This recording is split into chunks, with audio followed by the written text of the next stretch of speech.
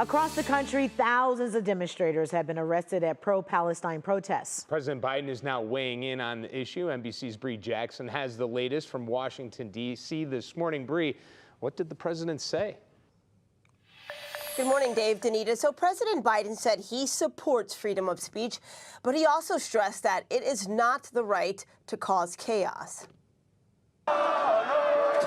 From attacks on protesters at UCLA to a building being occupied at Columbia University, we've seen tensions escalate.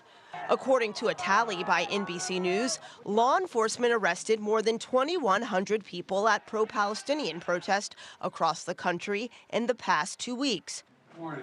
President Biden praised peaceful demonstrations while condemning acts of violence. Peaceful protest is in the best tradition of how Americans respond to consequential issues. But neither are we a lawless country.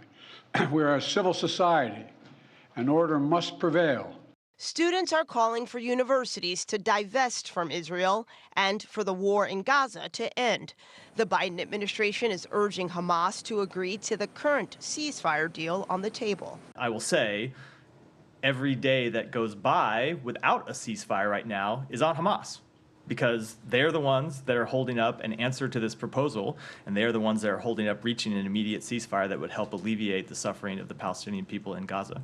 At this pro-Jewish rally, students are calling for the release of hostages and for anti-Semitic activity to end. Shout from the top of your lungs that the 133 hostages must be brought home now. We are strong and together, and this is exactly what we are here for. The president also speaking out against hate speech. It's all wrong. It's un-American. President Biden breaking his silence on the nationwide protest. Students making their voices heard. And when asked if these demonstrations have forced him to reconsider any U.S. policy in the Middle East, President Biden simply said no. Danita? Well, Bree, what are lawmakers saying and doing about these protests?